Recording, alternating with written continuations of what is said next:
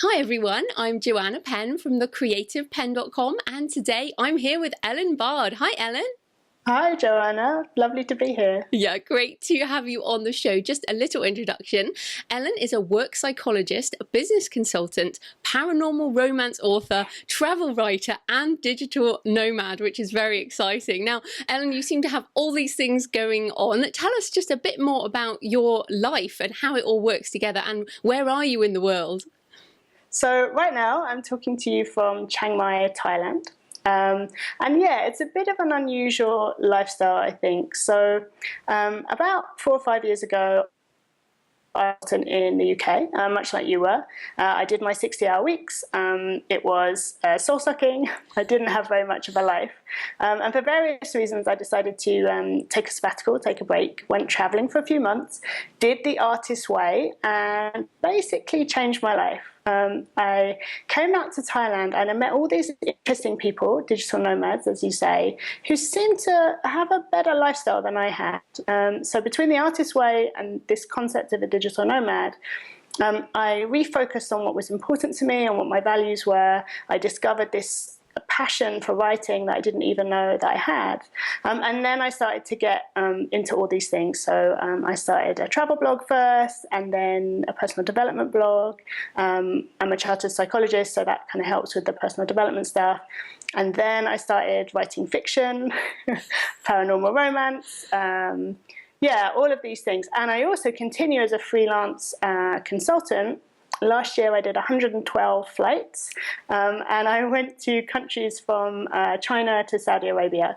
So it's a bit of a juggle, but basically I get to go to a ton of cool places and have the freedom to write, which is really more than most of us can ask for. Wow, it's amazing. And, you know, I talk a lot about traveling on my show, and it's always a challenge for me to talk to someone like you, because half the time I think that's what I want to do. And then I, after examining my own creative process, I really need to live that incredibly boring life in order to get my writing done, and then go away and then travel and then kind of come back. So, you know, Yeah. how do you manage that creative process when your life itself is so in flux, I guess?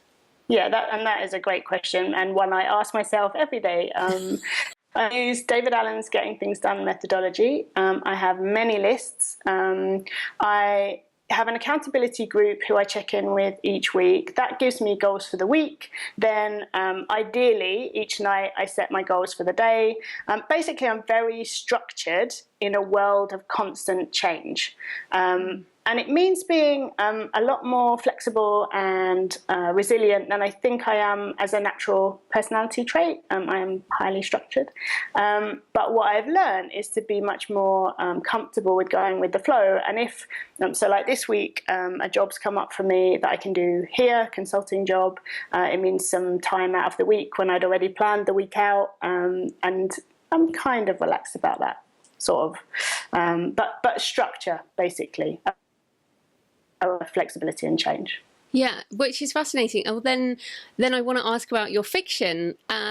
Does that, you know, pour into your fiction? Are you a highly structured outliner? And how does that work with the artist's way? Because I think of the artist's way as, you know, the morning pages, which is basically just blur on the page, just write, just continuously without thinking too much, which doesn't, again, fit with that structure. So how do you do your fiction with that type of approach?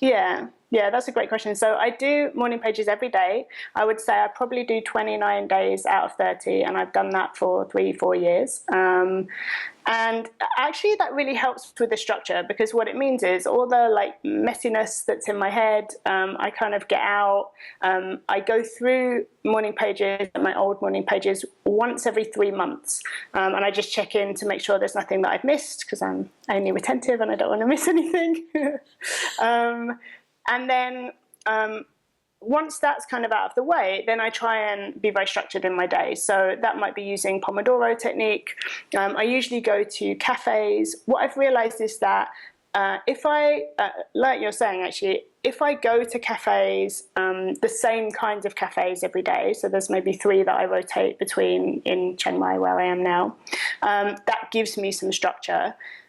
If I go about the same time, that gives me some structure. In the morning, I have a morning routine, which involves a tenuous meditation of about 5 minutes. I try. Always morning pages, that's like really grounding for me, and some other bits and pieces. And actually doing that morning routine, and I guess the nightly routine of setting out my goals for the next day, that really helps as well. So the more structured I can be around that flexibility, the better. With the fiction, there's some challenge there because I'm juggling so many projects. So the personal development blog, which is non-fiction, and hopefully there'll be a non-fiction book at some point around that, because of all the plans. That it involves quite a lot of work. As you know, you've got a blog. It's a whole ton of work. I already have a couple of products up there. I'm developing another. I tend to set myself word counts. So again, it's about giving myself goals. So if I say to myself, so when I wrote the first book, the very first draft, which was a very shitty first draft, as they say, that's a quote. That is a quote. I set myself a target of 1,000 words a day every weekday for however many months I wanted to do the manuscript. And actually having that structure got me there. Little and often was enough to get me there, and I could do that around other things. And the same with the second book. So I'm at the editing stage of that. Again, having that structure has helped. I find editing harder. I don't know about you, just in terms of it's harder to say to myself, or how many words have you done? Because when is editing really done? Oh, yeah. And if I take away words, does that count? If I add words, does that count? Like, I find it hard. That's more blurry for me in terms of setting clear goals. But again, I tend to do Pomodoros around that and say, okay, I'm going to do X Pomodoros in a day, and then that works. But it is a constant, and I'm sure it's the same for most people, especially people who are doing jobs around their writing. It's a constant juggle of, okay, I've got these different priorities. How do I make sure that I, keep fiction high on that priority list, because I love it?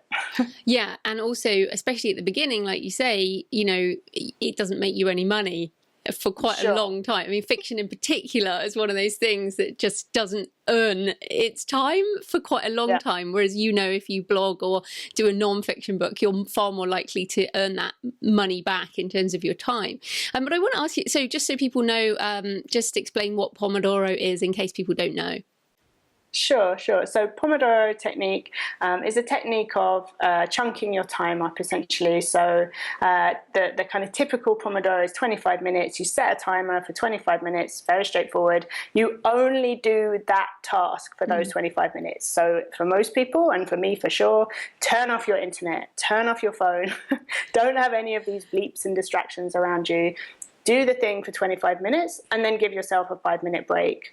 And depending on the method, you do several Pomodoros and then you have a longer break.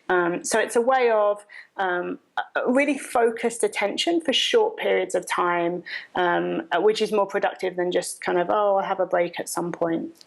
Then I also just wanted to ask about the morning pages again. As a psychologist, if you step outside of your own kind of practice, what are the benefits of morning pages and kind of brain dumping? So if I think about, I think there's a few different things for morning pages, and I think you can use it in different ways as well, and I think that's important. So one thing, for example, is I do my morning pages on the computer. So I have some chronic pain issues, and free writing for me is not very fun. Yeah. I don't enjoy it. It hurts. So I would much rather type. And actually, I find that the words actually flow onto the page much more easily. And Julia Cameron, who wrote The Artist's Way, I feel like she wanted people to free write because it was 20 years ago and we didn't have more than computers. That, I think. Now. Yeah, a long time.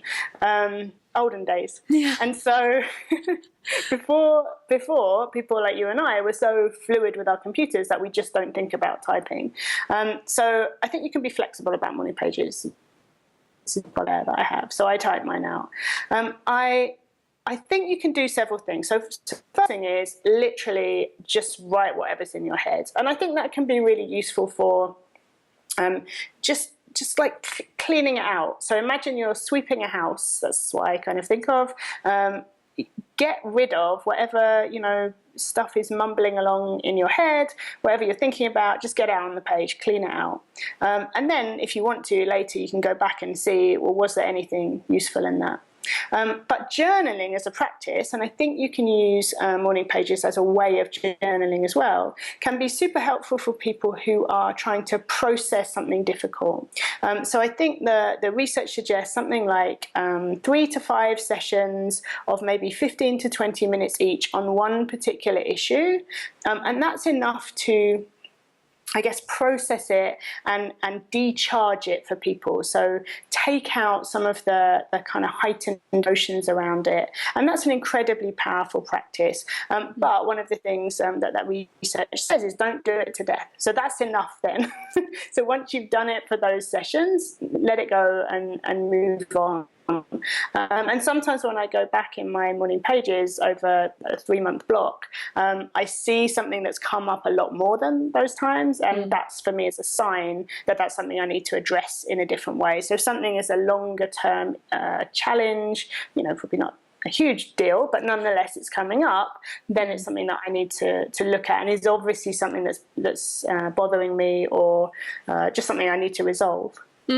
That's a great point, because in reviewing my own journals from like the last 25 years or something, for the book I wrote on mindset, which you very kindly beta read for me, looking at the things that come up over and over again for writers, things like self-doubt and fear of failure, like these are things that may never ever go away for anyone. And I kind of compare that to when I got divorced in my late 20s, and I had about 3 whole journals full of pain, and then it disappeared, and I read those and I can't even recognize that person anymore. So it is a very healing practice in that way. Now I want to come back to, you mentioned chronic pain, and you have an emphasis on self-care on your website.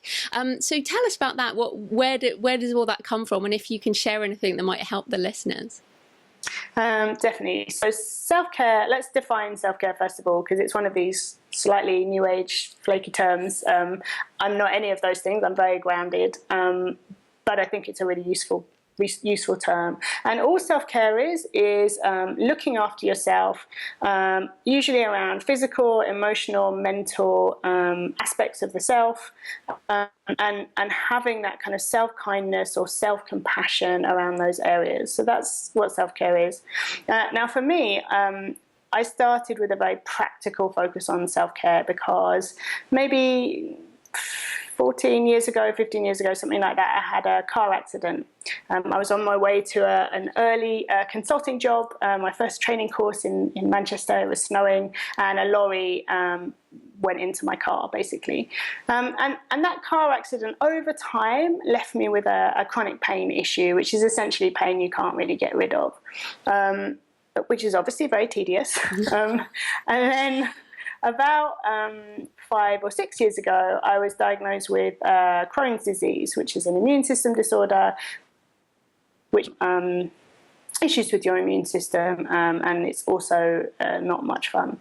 And so, so those two things gave me a very solid realization, wake-up call, I guess, that I couldn't really go on as I was. So I was working a 60-hour week, working in a high octane business in London, and I loved my job. It wasn't a bad job. It was good in many ways, but I was basically being ground down from my own challenges as well as the role itself.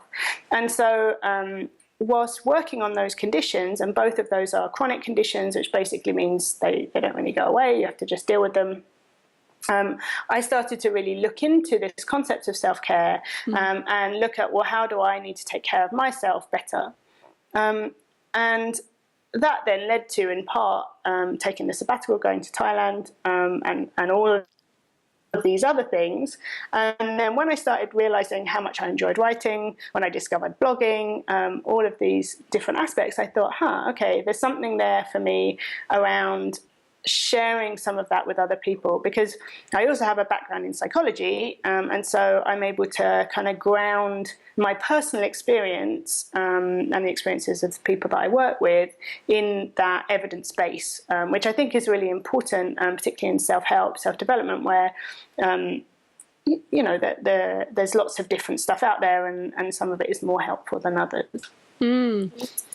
Yeah, no, it's awful story, and and yet it seems quite a common story with writers. Like the number of people who email me with chronic pain, or who something, or a big health issue has happened, which has then changed their life in some way. So, how do you think writing helps people with chronic pain? Like, is there something there that is healing, or is it just the best way of making a living if you have that type of condition?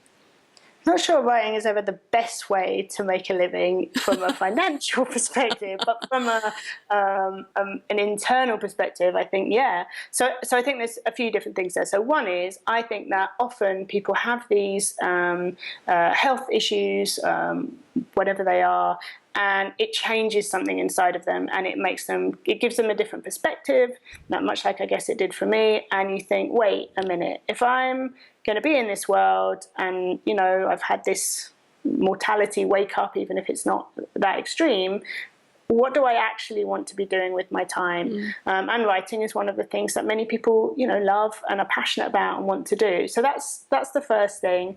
The second thing is that writing is a profession that you can do on your own time. You don't have a manager in an office sitting looking at you, tapping their watch, saying, "We have to stay to 5:01, otherwise, you're out." So you have a lot more flexibility. If you want to write in the middle of the night, you can. If you want to write in an hour's block and then have a sleep, you can. So for many people with chronic health conditions, that is really freeing for them to be able to work to their own schedule. And then the third piece is probably what you say around just this idea of working through some of our issues in fiction. So I know you've said of who I am, of challenges that I've gone through that I then force my poor characters to go through in different ways, or even in darker ways, in more dramatic ways. And so it can be a way of processing some of the things that we've gone through in a more healthy way, and then we can share those with other people and give them that experience and that freedom. Yeah, and I totally agree with all of that. I think it's just amazingly useful. And you also mentioned compassion earlier, which was really interesting. And often, especially in the indie community, there's this real focus on, like, you must get this number of words done. You even mentioned it earlier. Like, it's hard to measure if you've got your words done. And I wonder if compassion for ourselves as writers is lacking at the moment in this kind of do X thousand words a day and get the books out, that type of thing. So what are some practical ways that indie authors in particular can show themselves some compassion and self-care? Yeah, I would definitely agree with you. I think that we can be very tough on ourselves as indies, and you only have to look at the kind of popular books around, write 5,000 words, and which, I own all those books and I love them because I love productivity stuff. But sometimes I do step back and think, whoa, just, relax, it's all good. Yeah. For writers in particular, I think there's a few different aspects where we can definitely be kinder to ourselves. The first one, and the most obvious one in many ways, is the physical. So often as writers, we see ourselves as a brain, Yes. Maybe a brain with a pair of hands if we're on a good day. But rarely do we remember that actually that brain comes in a body, and there's a whole load of other stuff around the brain that needs looking after. And so the basic stuff around getting enough sleep, eating the right foods, not over caffeinating or over sugaring in your day when you've got the cookies or the biscuits down there in the kitchen next door. Yeah. And I love coffee, so I'm not criticizing any of these. It's more just keeping an eye on them and balancing them out. So caffeine alone isn't going to get any of us to write more words. It should be an enjoyable thing that we enjoy and we love drinking, rather than something that is a crutch to make sure we hit that word count. So looking after the physical is most definitely the first thing. whether that's joining Dave from the Self-Publishing Podcast's Fitbit community, which I have done, and was a bit perturbed. They did more steps than me the other day after all his discussion about how few steps he does. So the physical is the first thing. But for me, it's the emotional piece for writers that is more pervasive and probably more of an issue that we don't even see. So, for example, this idea of the self-critic. So all of us have in our head a kind of constant, in the background narrative that goes on. And for indies, it might say, you don't do enough, you haven't done enough words, your work is rubbish, you know, you need to do more. Why didn't you do your marketing today? You should have been doing your Twitter and doing your words and doing this and doing that, etc., etc. Your plot is terrible. No one's going to read this rubbish. So I imagine some of us can resonate with that, but recognizing that self-critic is not the reality. That's just a voice in your head. It doesn't mean anything. It comes from, you know, your environment, all the influences around you. There's no practical tip that I can give to people is to try and reframe that voice. So first of all, notice the voice, and whether that means, you know, jotting down when you hear something that voice says, or just kind of keeping an eye on it and seeing what the themes are, just recognize that voice exists. Then try and reframe that voice. And the best way for most of us to do it is to imagine that instead of a critic, it's our best friend. Because all of us talk to our best friend in a much nicer way than we talk to ourselves, without question. So trying to reframe that voice to say, okay, wait a minute, you know, I've written 2,500 words, I'm tired, I need a break. What would my best friend say to me right now? Would she say, well, those 2,000 words were rubbish, you need to do them again and do an extra? Probably she wouldn't say that. So just trying to reframe that critic as a best friend is a really great tip. I think taking breaks is also really important. So one of the things that The Artist's Way talks about that I think is very beautiful is this idea of filling the creative well. She uses artist dates. You can do that in any way, you know, whether that's reading a book, whether that's going on a walk, whether that's taking photos. You know, we all have different ways of filling the creative well. But I think it's critical for indies. If we don't have something inside us to draw upon, then our writing becomes much, much harder because, you know, the well's dry. Yeah, I totally agree with you. And so many people, like one of the blocks I think people have is that they haven't filled their well enough. So of course there's nothing to come out. So you're blocked like in that way, which is really interesting. Now I wouldn't just circle back to what you said about morning pages. You said every couple of months you go back and you look through them in some way. And, you know, I always think like every time I finish a notebook, like I'm almost, here's my latest Moleskine. I love Moleskine. Okay, nice. I'm almost finished this one. I've only got a couple of pages. And I kind of feel like, yeah, I should go back through it and have a look. And then I never do, you know, and years later I go through and go, oh my goodness, I had that idea back then. That's kind of crazy. So why do you do that process of reviewing, and how, and like you just talked about critical voice, how do you stop yourself judging yourself, and how do you find the gold in those pages? It's a challenge, I won't lie to you. So I try and be disciplined and only do it every 3 months. So I do my morning pages in Word. It's pretty much the only thing I use Word for. Scrivener is what I use for everything else. And so 100,000 words, which is about 3 months in a Word document, is unwieldy. So that's when I stop the Word document and start another one. So it gives me a nice time blocker. I try and read through and not read it too deeply. So I try and almost skim through. So that's one of the things I do. And I try and set myself a time limit to say, okay, I'm not going to spend the whole day, you know, wailing and weeping over, you know, how my life is. I'm going to go through and I'm going to pick out. So I look for, is there any actions that I told myself I should take and I haven't for some reason? Are there any ideas that I didn't then capture somewhere else? Because normally I'm pretty good at moving stuff into my Scrivener to-do list. I have a whole Scrivener file of to-do lists. And then also this themes idea. So as I read through the days, you know, is there something that comes up again and again and again? And I make notes of that. Usually I'm a big index card person, because mostly I work on the computer, and so I don't have a lot of paper just because I travel. I don't own very much stuff, and although I love notebooks, love them, they're not practical. Yeah, you have to keep for my them in lifestyle. boxes. Yeah. Exactly. So I tend to use index cards for my kind of day to day, and then I transfer them into Scrivener.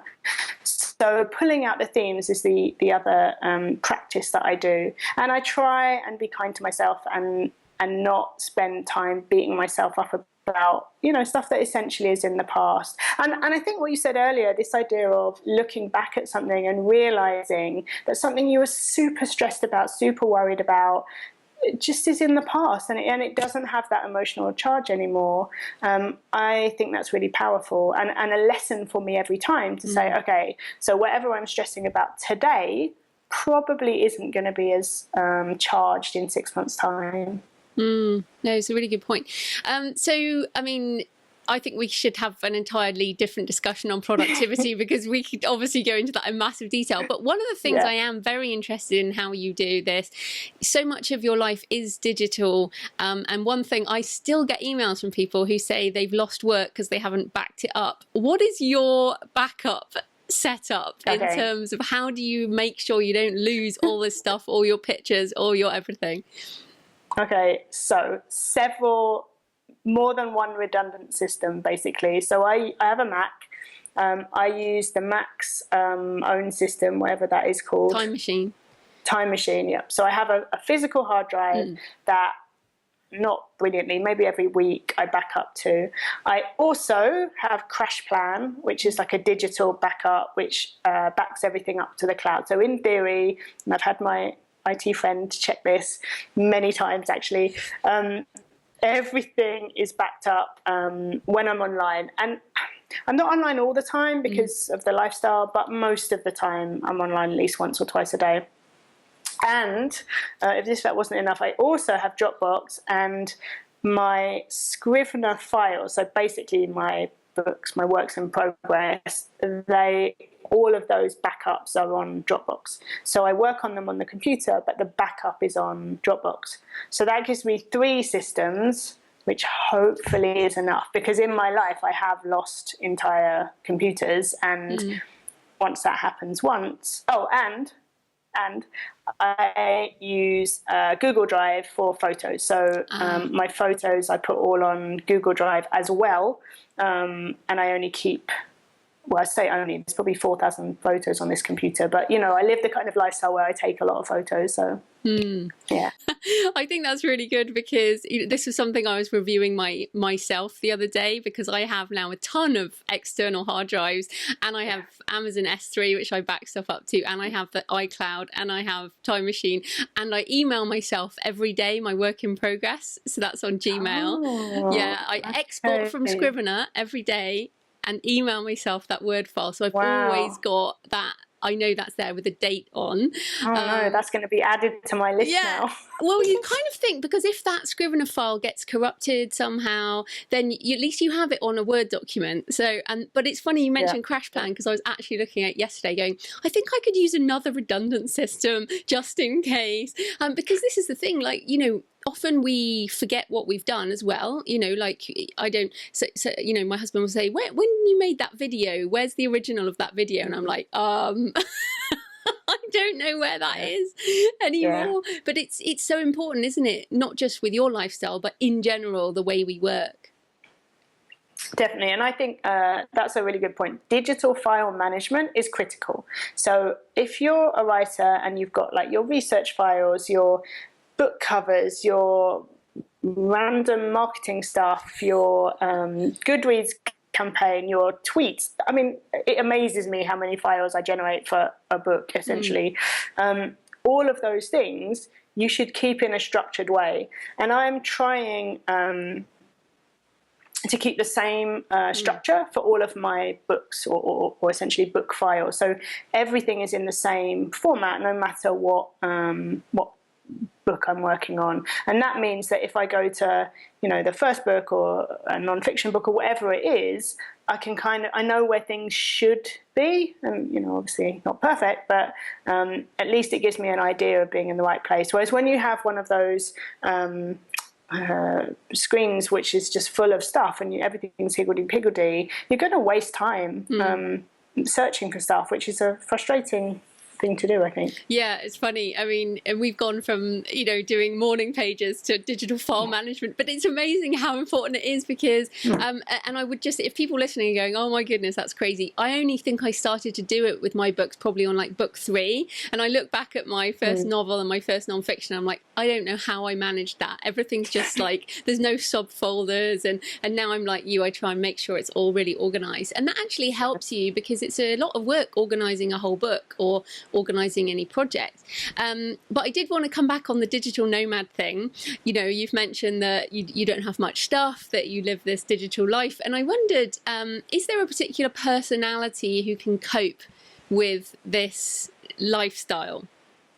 Yes, I in my personal and professional opinion, there is. In order to be a digital nomad, which is just the kind of modern way of saying someone who works online, who travels, those would be the kind of two key things. So someone who can take their work with them. I think that you need to be very independent, very autonomous. So one of the key things, and this is exactly the same for writers, and I think most writers could be digital nomads if they wanted to. They have the work, the type of work that would speak to it. You need to be able to work without someone over you telling you what to do. Because if you are not able to do that, you just won't get anything done. And I've seen quite a few people come out to Chiang Mai or the other places that I've been, and they just, they've got caught up in the party lifestyle or whatever, and they haven't been able to generate the hard work that they do. Now, on the flip side, there are some people who come and burn out because all they do is work. They forget that they're in, Thailand or Bali or Berlin, wherever the kind of hub is that they're at, and they don't take advantage of being there, and they just work all the time. So you can burn out that way too. The other critical thing is resilience. So again, I think this is an important skill for all of us, but particularly if you are someone who is spending most of your time in a culture that isn't your own. So if I think about Thailand, which I love, and I'm mostly based in Thailand these days, although I leave the country once or twice to go to other places. Thailand can be very confusing as a Westerner. Many of the cultures are different. If the norms are different, you get it wrong, and you need to be both respectful of other cultures, but also resilient to make mistakes. So, if you're someone who is a perfectionist, who has this strong fear of failure, and that seeps over into your personal life, you're going to feel stressed all the time because it is impossible to know what's going on, many times. Just something, I'll give you a really small example. In Thailand, the food here comes when it's ready. So you don't same meal at the same time. One person will get their food, and then it could be 10 minutes later someone else will get their food.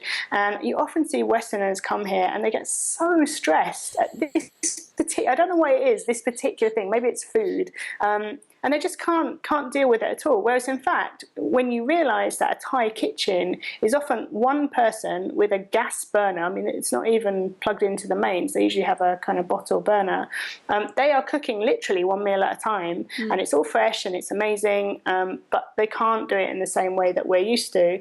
And that kind of really small thing really trips people up. And if you imagine a life full of tiny stresses, that overall becomes incredibly stressful, and people just can't really manage. So autonomy and resilience. I think hard work is obviously important. If you're not prepared to put in the work, then you're not going to get very far. Those would be the kind of key things. Yeah, it's funny you mentioned that, those little things. That is why I feel I have to travel, because, I feel like I have to get out of my comfort zone. Like for me, it's important that I don't know how to ask to go to the toilet, for example. That's like a real basic human thing. And if you're in a culture where, it's that, even just a basic thing like that, or ordering food, pushes you out of your comfort zone, that's a good thing. And that's actually what we should be doing as writers, is pushing ourselves out of the comfort zone and thinking about other worldviews and all that type of thing. Yeah, I mean, that's why I travel, but I travel in a different way to you. I struggle to work when I travel. I take a lot of notes and I take pictures, but then I bring it back and use it from where I am, although I've moved countries a lot. But I think I romanticize your life. But I would say that's partly because that your travel is time bound. Whereas for me, travel is kind of what I'm doing now. Like, that's how I live my life. And I know that if I don't manage to make that life work, I can't do my job. The thing that I struggle with the most is coming back to the UK. So whenever I come home to the UK, I just find it hard to tell people that I'm not on holiday, first of all. So everyone either says, oh, you're on holiday when you're in Thailand or wherever, or you're on holiday in the UK, or both somehow. Whereas actually, I work all the time. I'm pretty flexible with how I work, but I have to work. I mean, there's not really a choice. And when I come back to the UK, there are a whole load of other people's needs, I guess, that I'm constantly trying to meet. And that's where the kind of people pleaser in me comes a cropper sometimes, because I struggle to manage my needs and other people's needs. So yeah, there's something around that for me personally is still a development area. Yeah, fantastic. Wow, I could talk to you for ages. We might have to have a return match at some point. So tell everybody about your various websites and what they can find there, because you've got some cool ones. Sure. So probably the thing that people will benefit most from is ellenbard.com, which is my name. That's the personal development website, which really focuses on that intersection between self-care and productivity. So basically, how can you get stuff done and not kill yourself in the process? That's nice kind tagline. of where, well, it's kind of evolved. It's not the real tag right now, but that is essentially what it does. Then my fiction is at ellenbardauthor.com. And then I also have a travel blog, should people be interested in that side, which is called whereverthewindtakesme.com. So many places. I have many places around the world. And I've been reading both of your blogs, and what I like about them is there is a different voice there for both of those sites. So I quite like, I enjoy your travel one from that perspective, and then there's your very authoritative kind of psychologist voice in the other one. My official voice. Yeah, your official voice, which is great. So I hope people have heard both on this discussion. So thanks so much for your time, Ellen. That was great. Thank you, Joanna.